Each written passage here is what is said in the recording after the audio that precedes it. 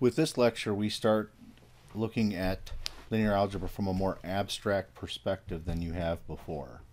So vector spaces, we have sort of an idea of some vector spaces that we've seen, but this time we're going to go more in depth with just a generalization of the vectors that you've seen so far. So let me start with a definition. Now we're going to have a vector space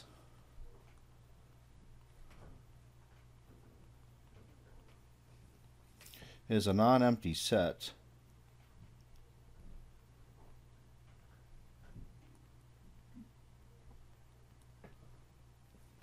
of elements. I gotta watch sometimes my writing turns into cursive. These elements are called vectors.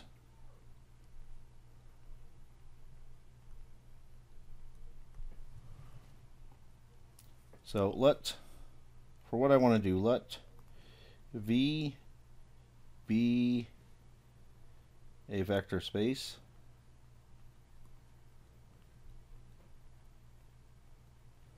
And for what I'm going to write, let U and V be vectors in that set. Now notice I put little arrows over the top. When in most textbooks they'll use bold letters for vectors, but I have no way of well, I can make them bold, but it'd be a pain to always be switching from bold to off bold. So everywhere you go on any chalkboard anywhere in the world, you will see these little arrows on top indicating that those things are vectors. So let those be in there, and we have the following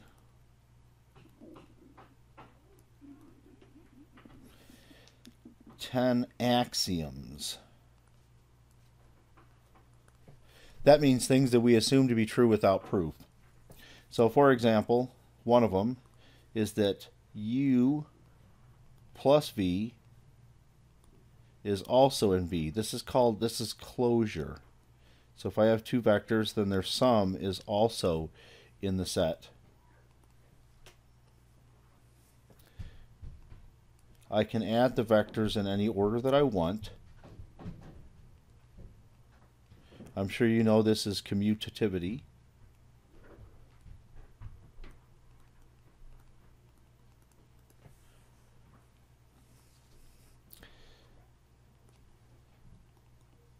If we have another vector in the set, then I can add U and V first and then W. That would be the same as if I take U and add it to V plus W. These may seem trivial, but a lot of these will be useful, but you won't specifically see them in action directly. They'll be working in the background. This, of course, you probably know as associativity.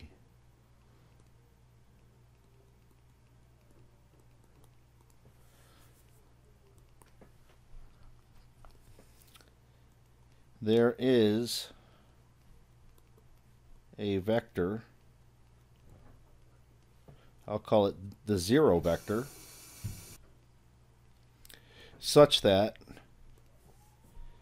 if I add it to any vector in the set, I get the vector back. So we would think of this as a zero is an additive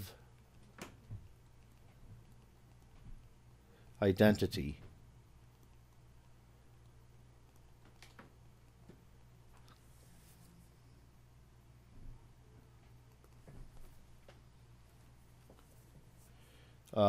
For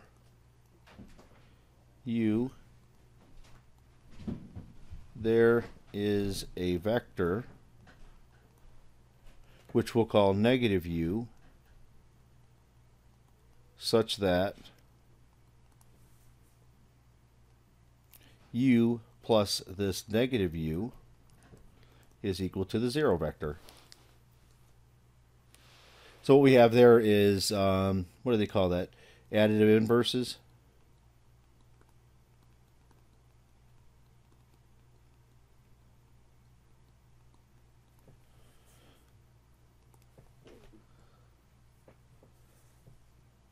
for any real number c, c times u is still in V. This is like a closure, another type of closure.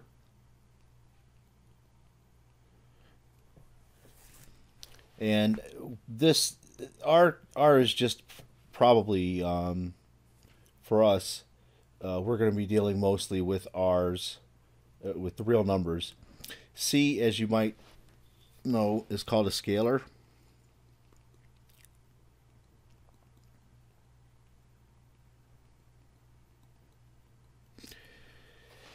And the space of scalars may change. Later, probably later in the course, we might even be using the complex numbers instead of the real numbers. It just depends what the application is. But for the most part, unless we say otherwise, we're going to be using the real numbers for our scalars. Then we have something like this. If I try to take C and I multiply it to the sum of two vectors, I can break through. So this is like a distributive property.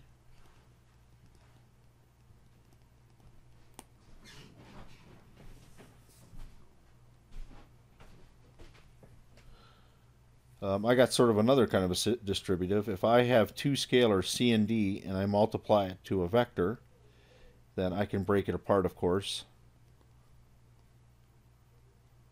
So this is another type of distributivity. I'll just put little things below. So they're both distributive properties, but they're slightly different in nature. If I take, and I should probably have said I didn't, D is also some sort of a scalar. If I take a scalar times a scalar multiple, I could first multiply those scalars and then multiply them to the vector. So this is like another associativity.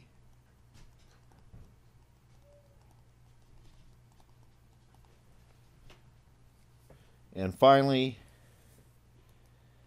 the number 1, if I multiply it to u, produces u again. That may seem strange, but you got to be careful.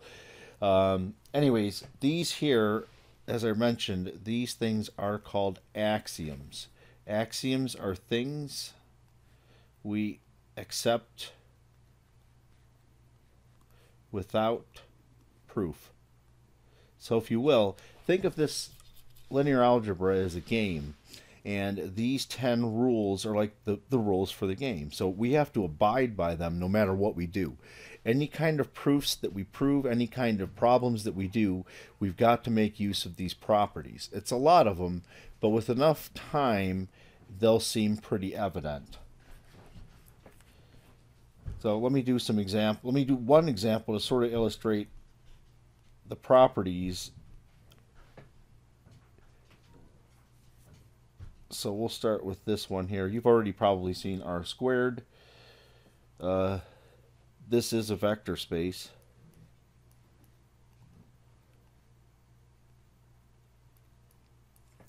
And we could pick our two vectors, like U could look like this. U1, U2. V could look like V1, V2. And to be on the safe side, let me describe this. R squared equals the following: xy, such that x and y are real numbers. So as long as, when I'm working with these things, as long as what I get happens to be a vector where the first and second components are real numbers, then they're in this vector space. So let me show you, let me go through all of these things and show you that it satisfies all of them. So let's start with the first one.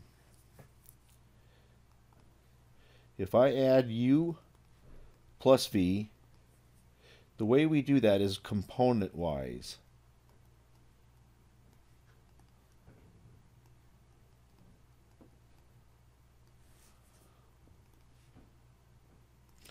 So in the first component, I'll have u1 plus v1.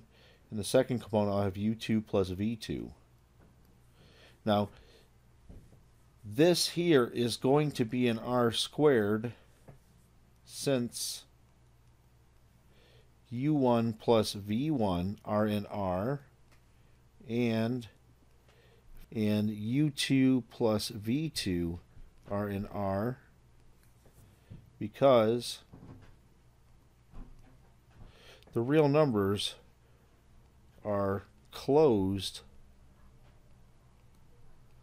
under addition.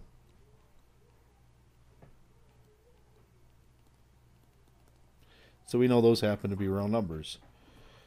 So that takes care of axiom number 1. Let's see if axiom number 2 is fulfilled. Let's go back to my axiom number 2. Now, is it commutative? Let's try it. So once again, I will start with u plus v, and I'll cut to the chase here. I know that is u1 plus v1, u2 plus v2. But now, the real numbers themselves are commutative, so I can switch the order of addition in these components, oops, I made a mistake, and still get a real number.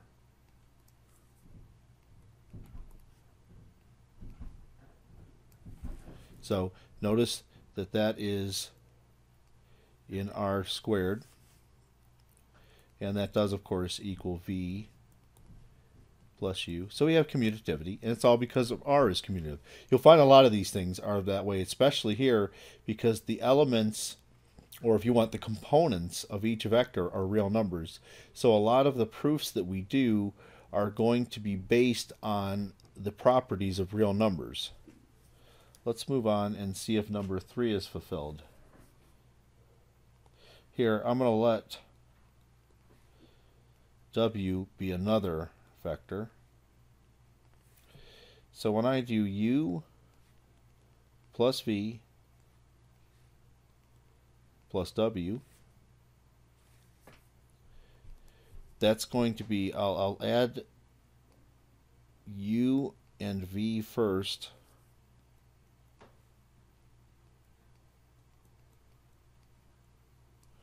and then I'll add w. I didn't write down what w was, but hopefully you can follow that w equals w1, w2. Like that won't be such a stretch. Now when I combine this into one vector, I'm going to have u1 plus v1. So I add those first, and then to that I'll add a w1. And then we've got a u2 plus v2 plus a w2. Now, since the real numbers are associative under addition, I can, of course, change the parenthesis to encompass v1 and w1. And the same for the second component.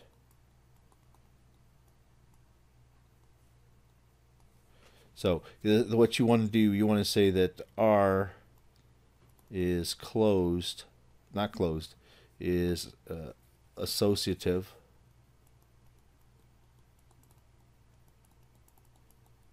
under addition.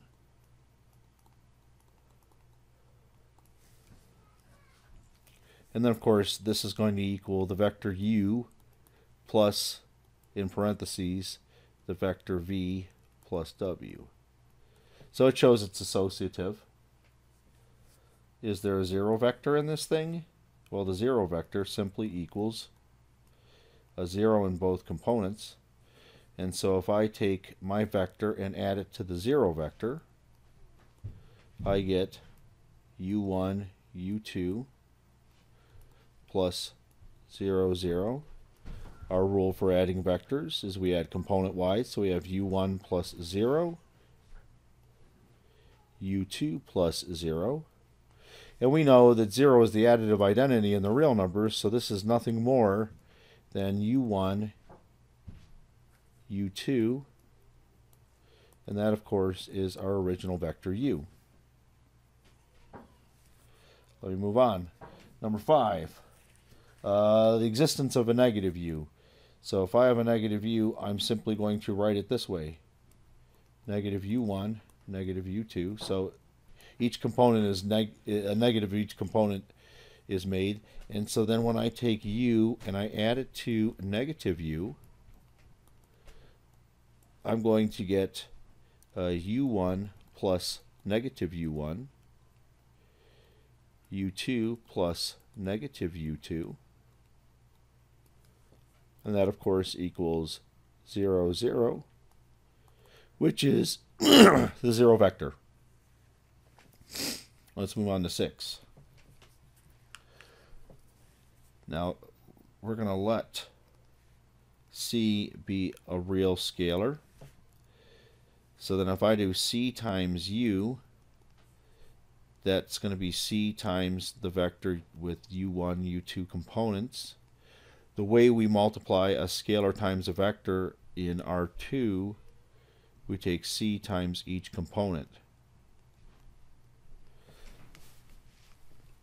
Well,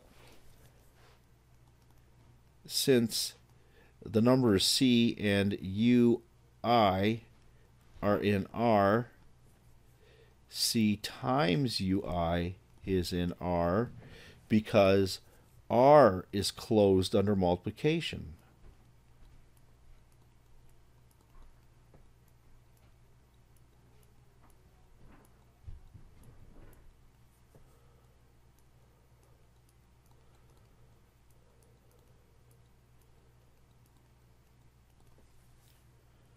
Now moving on, let's try 7.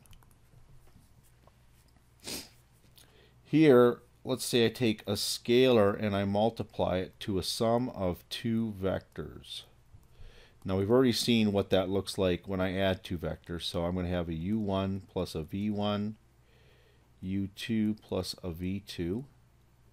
And then the rule for multiplying one of these vectors by a scalar is we simply bring it inside and multiply it to each component, u1 plus v1, c times u2 plus v2.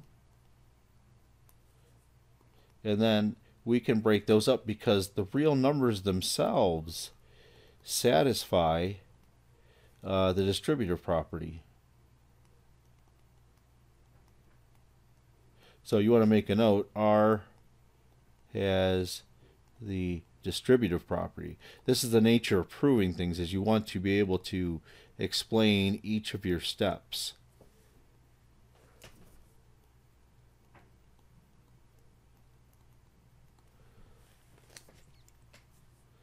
And then of course I can break that up into the sum cu1, cu2 plus cv1, cv2. And I can bring the vector outside by definition, u1, u2 plus c v1, v2. And that, of course, is c times the vector u plus c times the vector v. So it does have a distributivity. Of course, we have a distributivity the other way, too. If I have c and d are real numbers, then c plus d, if I take that and multiply it to a vector, then according to our rules, I have c plus d times u1, c plus d times u2, and once again, all of the things inside of the brackets are real numbers, so I can use the distributivity of R to get cu1 plus du1, cu2 plus du2, and then I can break that up further, cu1, cu2 plus du1, du2. I can pull out the scalars of each of these vectors, so I'll have c times the vector u1, u2 plus c plus d times the vector u1, u2. Of course, this is cu vector plus d vector u, and it satisfies that that distributivity as well. There's an associativity. Now if we work this accordingly, I got to do the parentheses first. So inside the parentheses, I'll have du1, du2 I can bring the c inside, and then I'll have CD, well, c times u1 plus c times du2. Now, the real numbers have associativity under multiplication, so I can rewrite this as CD times u1, CD times u2. That's since the real numbers have that property. Now then, I can pull out the CD and leave the u1, u2 in there. And of course, this is CD times the vector u. Finally, if I take the number 1 and multiply it to u, I get 1 times the vector u1, u2. That will equal 1 times u1, 1 times u2. Of course, 1 is the multiplicative identity in the real numbers, so this is the same as u1, u2, which simply equals the vector u. So that's a lot of work, and it's a big pain. Let's take a look at R2 geometrically.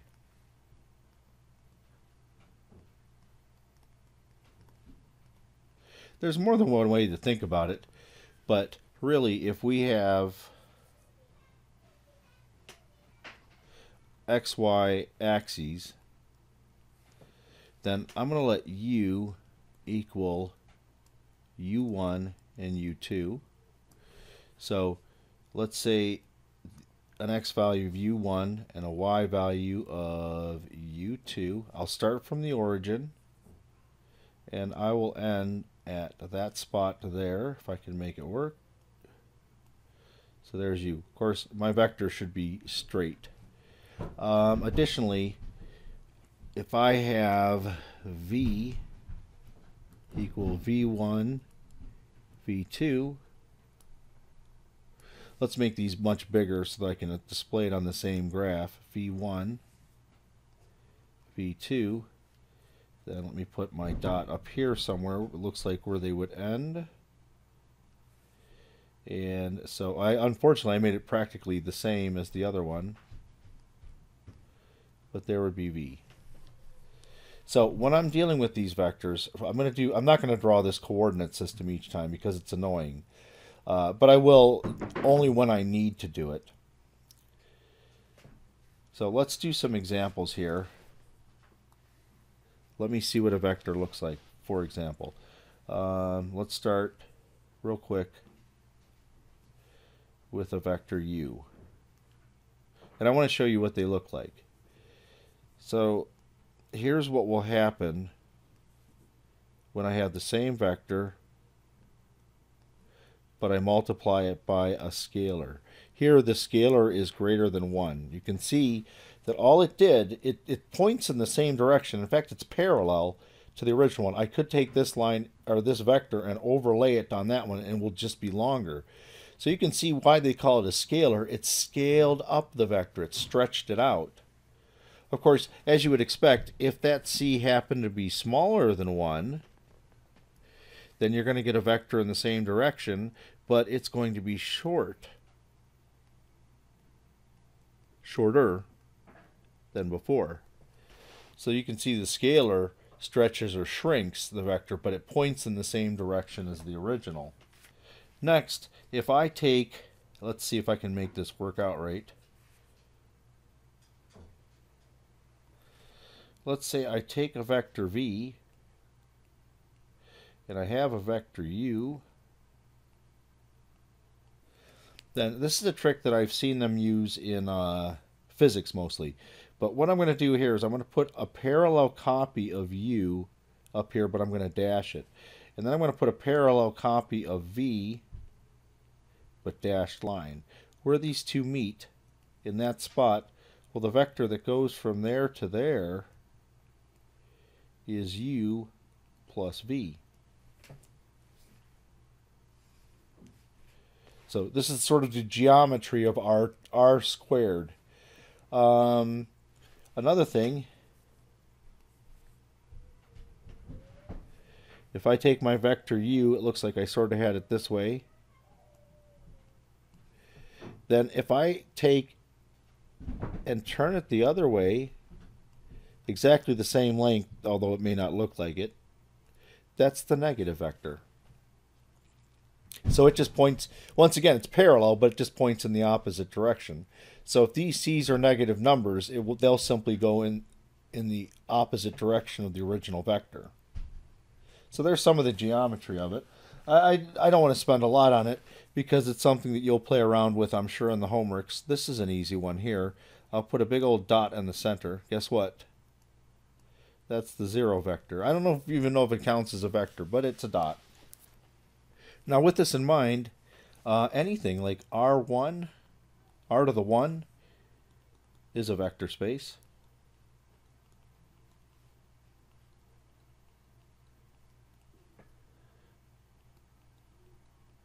Where real numbers are the vectors.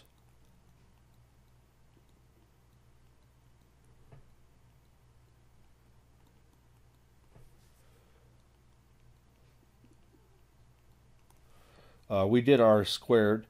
R to the 3rd is a vector space.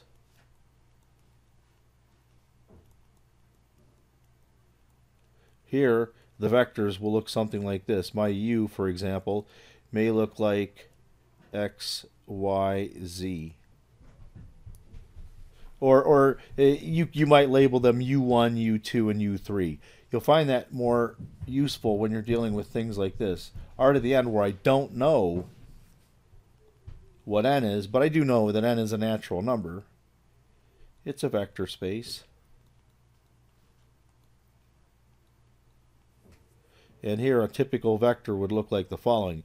This is when I would like to use something like u1, u2, and then do an ellipsis vertically until you get to u to the n, because I don't know how many elements there are in that, or how many components there are in that vector.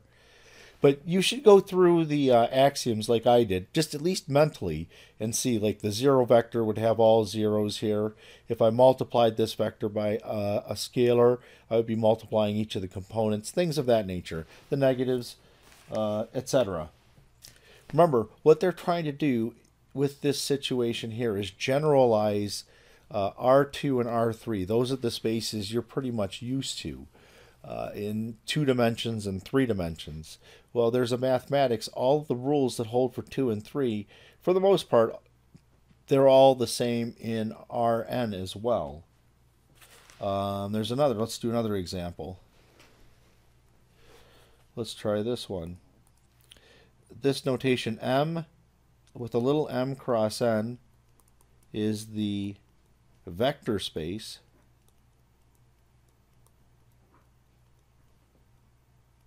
of m by n matrices. And here, a typical vector, if you will, would look like this. We would have an A, say 1, 1, A, 1, 2. You could use U's, I really don't care. And we would get to, we have n columns, so we'd have A, 1, n. And this, of course, we would go down to AM, 1, until we get to AMN. And just as before, if the 0 vector here would have zeros in all these components, the way we define matrix addition, you add them component by component, or element by element, whatever you want to call these things. And you'll see, just like I did for R squared, this will also satisfy a vector space. If I said the 0 will be all zeros in there.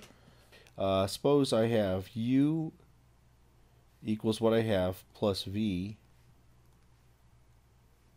And let me put v real quick, might be this. B11, BM1, BMN, B1N,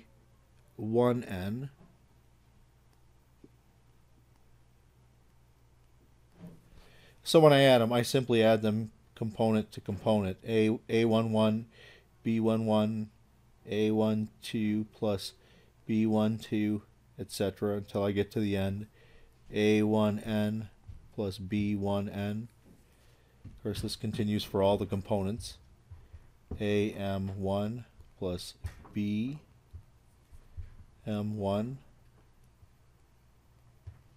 A1n.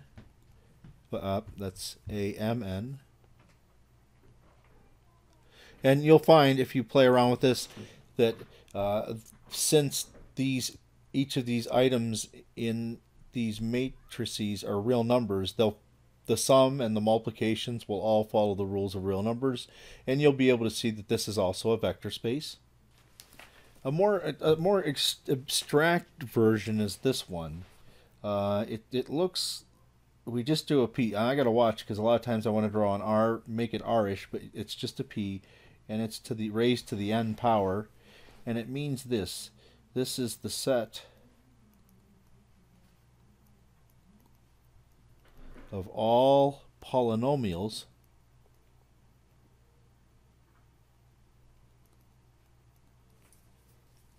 of degree less than or equal to n. So a typical item here, let's say I have a P, a vector P that's in this set. Then what it will look like is the following. A sub 0 plus A1t plus A2t squared plus, and that goes all the way up to an, well, let's say am t to the m, where m is necessarily less than or equal to n. So it could go all the way up to t to the n, but it's anything less than or equal that's acceptable. So if I had, for example, another vector, or in here, let's say q,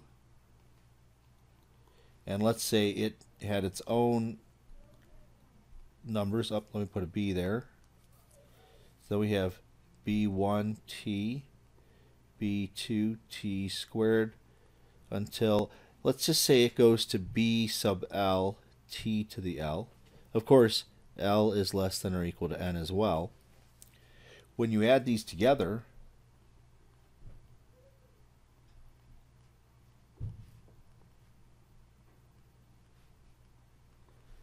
you add like terms. So we would have a0 plus b0 would be the constant term. Then we'd have a1 plus b1 t plus a2 plus b2 times t squared. And notice these coefficients are still real numbers, so you can see that this is closed under addition. And of course this will go on and on. If L happens to be the lesser of the two numbers, then I will end up getting an AL plus a BL, t to the L, but then we might have to continue on until we get to A sub m t to the m. This is where L is less than or equal to m. But you can see when I add these things together, here in this case I get a polynomial of degree m maybe. I didn't say, some of these numbers could be 0. But usually when you write this kind of stuff out, if you go up to m, you're kind of assuming that a sub n is not 0, but it will allow for some of these or all of these all these coefficients to be 0. And so when I add two polynomials of degree less than or equal to n, I get a polynomial of degree less than or equal to n. Here, a more concrete example would be something like the following. If I had 1 plus t squared, and I added it to another vector, so let's just say this is my p vector, and then another one I had 1 plus t minus t squared. Let's call that my q. And then the p plus the q will equal 2 plus 2t as the positive and negative t squares go away. So originally I had two polynomials of degree 2, and I finish up with a polynomial of degree 1, which is still less than or equal to 2, so that's fine. The 0 vector, yes, in here, I don't even think I need a t attached to it, simply equals the number 0, the constant 0. Now, let me delve a little more theoretically. This is a weird vector space because it doesn't look like Rn in any way, but it has similarities with Rn. When you think about like terms, when you add like terms, you only concentrate on the coefficients. So when we work with these things, we'll think of this as like the 0 spot, the first spot, the second spot, all the way up to the mth spot. So you can almost think of this as a vector that starts at a sub 0 for component 1, a sub 1, a sub 2, all the way to a sub m. Don't take that too far, but that may be a very good way to think of that. Now, some of the properties, usually, they're things that you don't think about, but the theory, when you have a theoretical setup in math, you have to prove absolutely every conjecture that you might possibly think of. For example, remember one of the things said that if I took the number 0 and I multiplied it to a vector, I would get the 0 vector. Well, to prove that, what we do is the following. I know that 0 times a vector, and this u is some vector. I can write 0 plus 0 because that's the same as a 0. But see, now I can use that distributive property to break that apart. So what I have here is the following equation.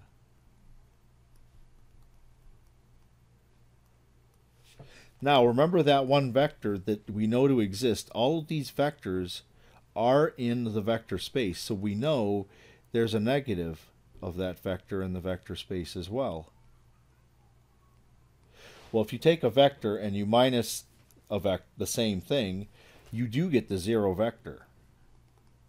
And as you can see, that is exactly what I wanted to prove. So usually they'll put some, you don't have to put anything at the end, but whatever. I do get that the 0 vector equals 0 times u. So that's something you don't take lightly. That was not one of the axioms. This follows from the axioms. So I had to prove this. Another thing that you would have to prove. Let's see what else we have. Here's another property. Negative 1 times u equals that special negative vector. So how do we do that? Let's do negative 1 u, and we're going to add it to regular u. Okay? Now I'm going to change the regular u to 1 times u. That is an axiom right there. That is, I think, the last axiom. Now I can make use of the distributive property to do that. But we know this negative 1 plus 1 is 0. And from what I just proved, this is a 0 vector. So let me move up. Let me follow this series of equals. Here's what I have. I have negative 1 times u plus u equals 0. And then what I can do is subtract that special u, the one that says I can, that we know exists in the vector space. And so I have negative 1 u. And if you want, I'm adding this negative vector. So I'm adding this negative vector. Well, 0 plus any vector is just that vector. And so you can see negative 1 times u is the same as negative u. These are the reason why I'm proving these is because these properties are very convenient. You'll want to have them all the time as you're doing your work. You'll find that if you try to do everything with this, it would be uncomfortable and it would be worse than it already is. So the fact that they're equal makes life a lot simpler. Here's another one. For u, negative u is the unique additive inverse.